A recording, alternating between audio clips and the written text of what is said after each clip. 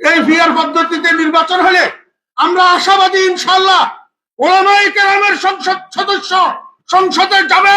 আমরা মুসলমানদের মধ্যে কেউ দেওবন্দি, কেউ বেরলভী, কেউ জামাত ইসলাম, কেউ তাবলীগ, কেউ সাদ গ্রুপ, কেউ ওলামা গ্রুপ, আমরা বিভিন্ন মতাদর্শে বিভক্ত ঠিক আছি, কিন্তু ইমানের উপরে যখন আক্রমণ আসে তখন আমরা সব এক হইয়া যাব।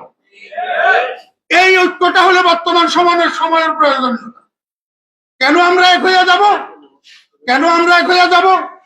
এই জন্য এক হব যে 71 থেকে এই পর্যন্ত আমরা দেখিয়ে আসতেছি গতানুগতিক গণতান্ত্রিক পদ্ধতিতে যে নির্বাচনগুলো হয়, এই নির্বাচনগুলোতে সরকার গঠন করে সংখ্যাগরিষ্ঠ সংসদের আসন যারা পায়, তো সংখ্যাগরিষ্ঠ সংসদের আসন যারা পায় তারা সরকার গঠন করে, সংসদে যাইয়া এইবার স্বেচ্ছাচারিতা করে ইচ্ছা মতো আইন পাস করে। কেউ এমনিটি অ্যাক্ট করতেছে, আবার কেউ এমনিটি অ্যাক্ট বাতিল করতেছে। স্বেচ্ছাচারিতা কিসের সুবাদে? সংখ্যাগরিষ্ঠতার সুবাদে।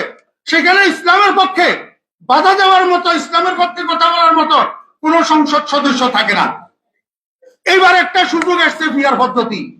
এই ভিআর পদ্ধতিতে নির্বাচন হলে আমরা আশাবাদী ইনশাআল্লাহ ওলামায়ে কেরামের সংসদ সদস্য সংসদে যাবে।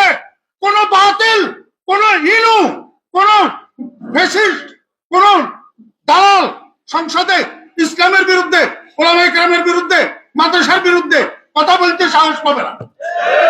অন্তত আলহামদুলিল্লাহ বলে বলতে পারি, আমি ফরিদউদ্দিনের মতো 5 জন আলেম যদি সংসদে থাকে, কোন বাপের বেটার ক্ষমতা নাই সেখানে অবাস্তব বাতিল কথা বলে উঠে যাবে ইনশাআল্লাহ।